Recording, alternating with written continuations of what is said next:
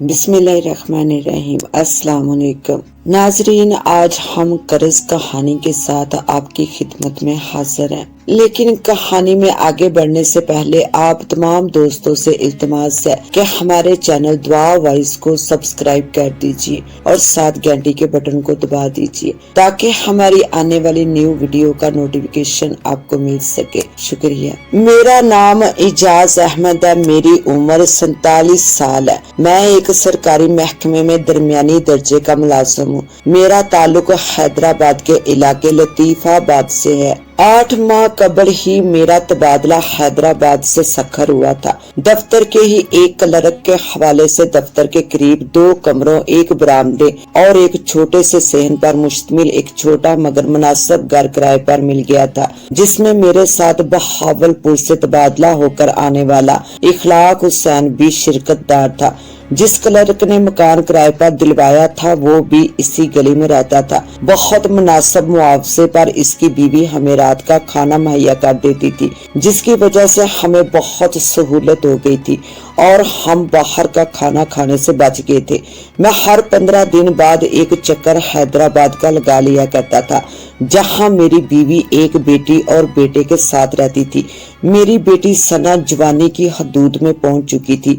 इसकी उम्र 20 साल थी और वो सिंध यूनिवर्सिटी में BSc की तालबा थी, जबकि मेरा बेटा अवैस 15 साल का था और 9वीं जमात का तालिब इल्म था।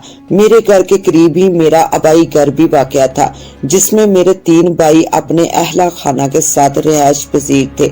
इनके इतने करीब रहने की वजह से मैं बहुत बेफिक्री के साथ दूसरे शहर में नौकरी कर रहा था कि अगर कोई मसला या हंगामी हालत दरपेश आ जाए तो इससे निमटने के लिए 3 भाई मौजूद थे। मैं इस हफ्ते ही हैदराबाद होकर आया था, मगर मेरी बीवी के फोन ने मुझे बहुत परेशान कर दिया था।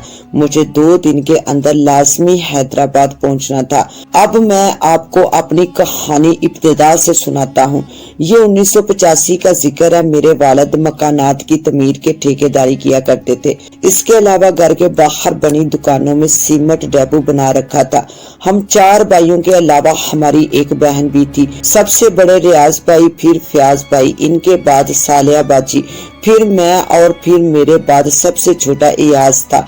हम 4 बहन भाइयों की उम्रों में 1-1.5 साल का फर्क था, जबकि इयाज मुझसे 4 साल छोटा था। अब्बा कारोबारी ज़हनियत के मालिक थे और इनके लिए सब कुछ पैसा ही था। वो काफी झगड़ालू फितरत के थे। जरा सी बात पर तैश में आ जाते थे और गालियां देना शुरू कर देते थे। क्योंकि वो खुद कुछ खास तलीम याफ्ता नहीं थे, इसीलिए इन्हें औलाद की तलीम से भी कोई दिलचस्पी नहीं थी। हमारी अम्मी सलीका मंद खतून थी, गोया के तलीम इनकी भी कम ही थी, लेकिन वो एक समझदार औरत थी। वो नए जमाने के मुताबिक तलीम की अहमियत समझती थी और इन्हीं की वजह से हम सब मैट्रिक करने में कामयाब हो गए थे। वरना अब्बा तो चाहते थे कि 5 जमात पढ़कर बच्चों को कोई हुनर सिखाया जाए। सिर्फ मैं बहुत फर्क था, जिसने अपनी दिलचस्पी की वजह से पॉलीटेक्निकल कॉलेज से डिप्लोमा किया था। इसके अलावा मुझे लड़कपन से ही हॉकी खेलने का शौक था। जब तक मुमकिन हुआ मैं हॉकी खेलता रहा। एक खिलाड़ी होने के नाते मैं दुबला पतला और अच्छी सेहत का मालिक था। रियाज भाई की शादी हो चुकी थी और वो 2 जुड़वा बच्चों हिरा और अमेर के बाप भी थे। पेशे के लिहाज से वो रेडियो और टीवी के मैकेनिक थे, जबकि फयाज भाई सीमेंट फैक्ट्री में मुलाजिम थे। इयाज अब्बा के साथ लगा हुआ था, यानी ठेकेदारी भी सीख रहा था और सीमेंट की दुकान भी संभालता था। मैं 1 साल कबल अपने डिप्लोमे की बदौलत वापटा में मुलाजमत हासिल कर चुका था। तनख्वाह थोड़ी सही मगर गुजारे लायक थी, लेकिन मैं इससे भी पहले से पैसे कमा रहा था, क्योंकि मैं बचपन से ही कहानियां पढ़ने और जमा करने का शौकीन था। इसी शौक की वजह से मैंने गुज़श्ता 4-5 साल पहले अपनी लाइब्रेरी कायम कर ली थी। اس کے علاوہ میں کتابوں کی جلد سازی بھی کیا کرتا تھا۔ ہمارا گھر علاقے کی چھوٹی سی مارکیٹ کی عقبی سڑک پر تھا جہاں کچھ دکانیں بھی تھی۔ ہمارا کونے کا گھر تھا۔ ابا نے باہری حصے میں کیبن نما دکان بنائی ہوئی تھی جس میں نے اپنی لائبریری اور جلد سازی کی دکان کھول رکھی تھی۔ یہ وہ زمانہ تھا جب کتاب پڑھنے اور سنبھالنے والے بہت لوگ تھے۔ نصابی کتب کے علاوہ دیگر کتب کی بھی جلد سازی لازمی کروائی جاتی تھی، جبکہ لائبریری پر عمران سیریز کے علاوہ بڑوں کے اور خواتین کے ناولز اور ڈائجسٹ، فلمی رسائل اور بچوں کے ناول بھی دستیاب تھے۔ یہ وہ دور تھا جب نہ انٹرنیٹ تھا، نہ موبائل فون، نہ ہی کیبل جس پر ٹی وی چینل کی برمار تھی۔ صرف ایک پی ٹی وی تھا اور اس کی بھی نشریات صرف 8-9 گھنٹے ہی نشر ہوتی تھی۔ کتب جیسے مثبت اور تعمیری مشاغل اپنے عروج پر تھے، اسی لیے دونوں کاموں سے مجھے خاطر خواہ آمدنی ہو جاتی تھی، اور اب سرکاری نوکری ملنے کے بعد میری آمدنی میں اضافہ ہی ہوا تھا۔ گھر پر مخصوص ماہانہ رقم دینے کے بعد بھی کافی سارے پیسے بچ جاتے تھے جو میں پرائز بانڈ وغیرہ کی شکل میں محفوظ کر لیتا تھا۔ کسی بھی قسم کی لت مثلاً پان، چھالیا، سگریٹ نہ تھی۔ میرے دوست اور پڑوسی وغیرہ مجھے کنجوس سمجھتے تھے۔ بڑی بہن سالیہ کا رشتہ طے ہو چکا تھا، ان کی کچھ ماہ بعد شادی ہونا تھی۔ ہمارے گھر سے 2 گلی پیچھے کی طرف ان کی سہیلی ماہین اپنے بھائی اور بھابھی کے ساتھ رہتی تھی۔ اس کے والدین وفات پا چکے تھے۔ وہ میری باجی سے 1 اور مجھ سے 3 سال بڑی تھی۔ ماہین کی شادی کے 1-1.5 سال بعد ہی طلاق ہو چکی تھی۔ میرا خیال تھا کہ اس کی طلاق ہونے کی وجہ اس کی زبان اور ڈھیٹ طبیعت تھی، کیونکہ وہ ایک زبان دراز اور اپنی بات کو حرف آخر سمجھنے والی لڑکی تھی۔ شاید یہی وجہ تھی کہ وہ گھر آ کر بیٹھ چکی تھی۔ اس کی اسی زبان درازی اور فطرت کے باعث اپنی بھابھی سے بالکل نہیں بنتی تھی، اور وہ گھر کے نچلے حصے میں اکیلی رہتی تھی، جبکہ اس کا بھائی بلائی منزل پر رہتا تھا۔ تقریباً ہر روز صبح وہ اپنے کام پر جاتے ہوئے 11-11:30 بجے اپنی بہن سے رسمی خیر خیریت لے لیا کرتا تھا۔ البتہ جمعے کے دن جب اس کے کام کی چھٹی ہوتی تو وہ لازمی نیچے بہن کے پاس کچھ وقت گزارتا تھا اور اس کی ضروریات کے بارے میں بھی پوچھ لیا کرتا تھا۔ مہین شکل و صورت کے لحاظ سے خوبصورت تو نہیں تھی، ہاں قبول صورت ضرور تھی، مگر شباب کی دولت سے خوب مالا مال تھی۔ وہ خود بھی دوپٹے وغیرہ کا کوئی خاص خیال نہیں رکھتی تھی۔ یہ وہ دور تھا جب ان چیزوں کا بہت خیال رکھا جاتا تھا، آج کل کی طرح نہیں کہ بے حیائی اور بے پردگی کا طوفان بدتمیزی ہے۔ محلے میں نہ جانے کتنے تھے جو اس کے شباب پر نظریں جمائے بیٹھے تھے، لیکن اس کی زبان درازی سے ڈرتے تھے کہ کہیں کچھ کہنے پر سرے بازار ذلیل نہ کرتے۔ اس کے بھائی اور بھابھی نے بہت کوشش کی کہ وہ دوسری شادی کے لیے رضامند ہو جائے، مگر اس نے صاف الفاظ میں کہہ دیا کہ ابھی کوئی بھی اس بارے میں بات نہ کرے، 2-3 سال بعد دوسری شادی کے متعلق سوچوں گی۔ اس کا ہمارے گھر پہلے سے ہی آنا جانا تھا، وہ ہمارے گھر میں بہت بے تکلفی سے رہتی تھی، کبھی کبھار کھانا بھی کھا لیا کرتی تھی۔ سالیہ باجی کے علاوہ ہماری بھابھی افشا، ریاض بھائی کی بیوی سے بھی اس کے اچھے مراسم تھے۔ ان کے جڑوا بچوں میں تو گویا اس کی جان تھی، وہ ان کے ساتھ بہت پیار کرتی تھی، جبکہ ہماری امی سے بھی وہ خوب باتیں کیا کرتی تھی۔ ہم چاروں بھائی اور ابا اپنے کام کے سلسلے میں گھر سے باہر ہی رہتے تھے، اسی لیے وہ ہمارے گھر میں بغیر کسی حجاب کے مزے سے وقت گزارتی تھی۔ حالانکہ وہ مجھ سے بڑی اور میری باجی کی سہیلی تھی، لیکن نہ جانے کیوں میرا دل اس کی طرف مائل ہو رہا تھا۔ اس کا سراپا مجھے بے چین کر رہا تھا۔ مہین کے بھائی سہیل کے پاس ایک سوزوکی پک اپ تھی جسے وہ صبح الیکٹرونک مارکیٹ لے جاتا تھا، وہاں اسے مختلف سامان گھروں تک پہنچانے کا کافی کام مل جاتا تھا۔ وہ اکثر دیر سے ہی گھر آتا تھا، اپنے کام سے اسے کافی مناسب آمدنی ہو جاتی تھی، مگر اس کے اپنے بھی 3 بچے تھے۔ اب بہن بھی طلاق لے کر واپس آ گئی تھی تو اسے کافی مالی مشکلات کا سامنا کرنا پڑ رہا تھا۔ फिर वो अपनी बीवी के जेरे असर भी था। इसकी बीवी की महीन से बिल्कुल भी नहीं बनती थी। वो इसकी शक्ल देखने की भी रवादार नहीं थी। इसने महीन के लिए खाना बनाने से भी साफ इनकार कर दिया था। महीन अपना खाना अपने बावर्ची खाने में ही बनाती थी। 2 जगह अलग खाना बनाने की वजह से खर्चा बढ़ गया था, जिसकी वजह से वो खुद कुछ करना चाहती थी ताकि बाई पर मुकम्मल बोझ ना हो। वो रोज ही हमारे घर आती थी और रोज ही अपनी माली मुश्किलात का रोना रोती थी कि इससे मुश्किल हो रही है। बाई के भी अपने मसाइल हैं। वो खुद मैट्रिक पास भी नहीं थी कि किसी स्कूल में टीचर की नौकरी ही कर लेती, ना ही इसे सिलाई वगैरह आती थी। दरअसल इसकी मरहूम वालिदा ने इसे लाड प्यार में बिगाड़ दिया था। ना वो अच्छी तालीम हासिल कर सकी और ना सलीकामंद थी। जब से मेरी सरकारी नौकरी लगी थी, मैंने जिल्द साजी का काम लेना तकरीबन बंद कर दिया था, क्योंकि वक्त नहीं मिलता था। लाइब्रेरी की किताबों की जिल्द बनाने में भी काफी मुश्किल होती थी, लेकिन इनकी जिल्द बनाना मजबूरी थी। इसके लिए भी मुझे बाज़ औक़ात हर दूसरी रात ये काम करना पड़ता था, क्योंकि हर दूसरे दिन कोई ना कोई नया नॉवल या कोई किताब बाजार में आ जाती थी और बगैर जिल्द बनाए किताब किराए पर देने से खराब हो जाती थी। एक दिन मुझे सालिया बाजी ने कहा कि महीन हर दूसरे रोज अपनी माली परेशानी का रोना रोती है। मुझे एक तजवीज सूझी है जिससे इसका ये मसला किसी हद तक हल हो सकता है, और वो ये है कि तुम महीन को किताबों की जिल्द साजी सिखा दो। जिल्द साजी करना इतना भी आसान नहीं है। वो खुद भी तो राजी हो। इसका मिजाज तो आप जानती ही हैं। मैंने कुछ टालने वाले अंदाज में जवाब दिया, ये कोई बहुत मुश्किल या मेहनत वाला काम तो है नहीं जो वो नहीं सीख सके, और इसमें खर्चा भी कम होता है। सिर्फ गत्ता जिल्द साजी वाला थोड़ा सा लाल कपड़ा और फूलदार कागज दरकार होता है। महीन के जिल्द साजी सीखने से इसे माली तौर पर कुछ आसानी हो जाएगी। सालिया बाजी मुझे कायल करने वाले लहजे में बोली, मुझे कोई इतराज नहीं है, वो तैयार है तो ठीक है, पहले इससे तो पूछ ले।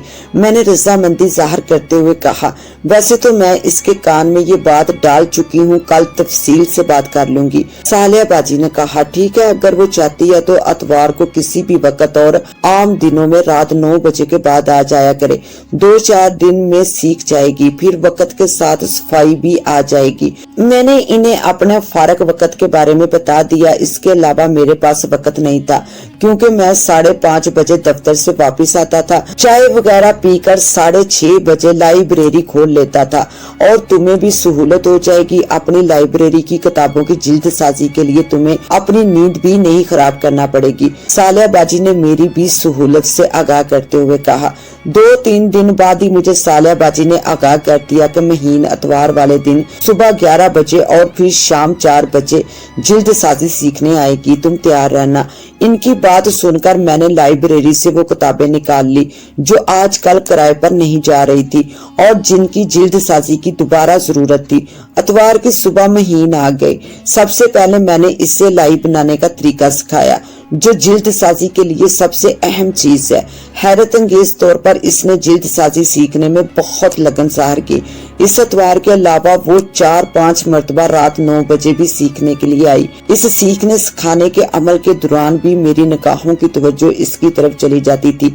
मुझे महसूस हुआ कि जैसे मेरी इस हरकत का इसने कोई बुरा नहीं मनाया, वरना इस मामले में तो खवातीन काफी हसास होती हैं और वो दुपट्टा वगैरह दुरुस्त कर लेती हैं, लेकिन इसने ऐसी कोई हरकत करने की जहमत ना की और बिल्कुल बेनियाज रही। मैंने अपनी लाइब्रेरी पर दोबारा लिखकर लगा दिया कि यहाँ जिल्द साजी भी की जाती है। इलाके में सबसे बड़ी लाइब्रेरी होने की वजह से बहुत लोग आते थे, जिनमें काफी तादाद खवातीन की भी होती थी। मैंने महीन से पैसे लेकर इसे जिल्द साजी का सामान, जिसमें मोटा और मजबूत धागा, मोटा स्वाद जिल्द साजी का लाल सूती कपड़ा, गत्ता, अंदर लगाने वाला खाकी कागज और बैरूनी जिल्द पर लगाने वाला फूलदार कागज शामिल था, लाकर दे दिया। मैं लाइब्रेरी की नई किताबों पर इससे जिल्द बनवाने लगा। جس کے مناسب پیسے ادا کرتا تھا۔ لائبریری کی کتابوں پر جلد بنا کر اس کا ہاتھ اور بھی صاف ہو گیا۔ اب میں بھی مطمئن ہو چکا تھا۔ کچھ ہی دنوں میں لائبریری پر بھی جلد سازی کا کافی کام آنے لگا، جو میں مہین کو اس کے گھر دے آتا تھا۔ مہین نے کافی کوشش کی کہ میں کچھ پیسے رکھ لوں یا پھر لائبریری کی کتابوں کی جلد کے پیسے نہ دوں، لیکن میں نے اسے سختی سے منع کر دیا اور اس کی محنت کے سب پیسے اسے ہی ملنے لگے۔ اسی طرح اس کے مالی معاملات کچھ بہتر ہو گئے اور اس کے بڑے بھائی کا بھی کسی حد تک بوجھ ہلکا ہو گیا تھا، بلکہ ایک آدھا بار تو اس کے بھائی نے میرا شکریہ بھی ادا کیا کہ میں نے یہ بہت اچھا اور نیک کام کیا ہے، جس سے مہین کی آمدنی کا ذریعہ بھی بنا اور اسے مصروفیت بھی مل گئی۔ اسی طرح 2-3 ماہ گزر گئے، میری مہین سے ملاقات زیادہ ہونے لگی۔ جلد والی کتابیں میں اسے اس کے گھر دے کر آتا تھا، جبکہ جلد بن جانے کے بعد وہ تیار کتابیں میرے گھر دن میں چھوڑ جاتی تھی۔ جب میں اسے جلد سازی کے پیسے دینے جاتا تھا تو 2-4 بار وہ مجھے گھر کے اندر بلا کر چائے بھی پلا چکی تھی۔ اس کے گھر کی ساکت کچھ ایسی تھی کہ 80 گز کے پلاٹ پر نیچے عقبی حصے میں ایک بڑا کمرہ اور باورچی خانہ وغیرہ تھے، جبکہ سامنے کے حصے میں بڑے دروازے والا حصہ تھا، جسے اس کا بھائی اپنی سوزوکی پک اپ کھڑی کرنے کے لیے استعمال کرتا تھا۔ اس مرکزی دروازے میں موجود چھوٹے دروازے کی کنڈی سارا دن اندر سے کھلی ہوتی تھی، بس اوپر ایک لٹو والی چٹکی تھی جسے باہر سے بھی گھما کر دروازہ کھولا جا سکتا تھا۔ جب اس کا بھائی اپنے کام سے فارغ ہو کر رات کے وقت آتا تھا تو وہ گاڑی کھڑی کر کے اندر کی کنڈی لگا کر بڑے دروازے سے باہر نکل کر تالا لگا دیا کرتا تھا، جبکہ اسی حصے میں سے ایک چھوٹا دروازہ زیر منزل کا داخلی راستہ تھا۔ اس کے علاوہ عقبی طرف گندی گلی میں بھی ایک چھوٹا سا دروازہ تھا، لیکن یہ استعمال نہیں ہوتا تھا کیونکہ گلی میں گندگی بہت تھی اور یہ ویران ہی رہتی تھی، جبکہ بلائی منزل کا زینہ سامنے سے ہی تھا۔ اس طرح اوپر اور نیچے کی منزل کا اندرونی کوئی راستہ نہیں تھا۔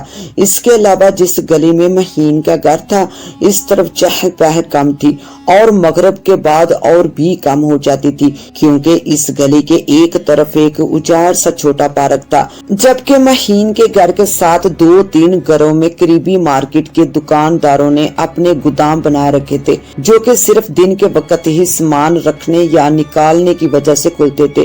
اگلے ہی ماہ صالحہ باجی رخصت ہو کر کراچی چلی گئی۔ اب مہین کی ہمارے گھر آمد کچھ کم ہو گئی تھی، لیکن وہ افشاں بابی کے جڑوا بچوں کے پاس ضرور آتی تھی اور ان کے ساتھ لگی رہتی تھی۔ اس کے علاوہ امی سے بھی کچھ باتیں کر لیا کرتی تھی یا پھر جلد والی کتابیں دینے آ جاتی تھی۔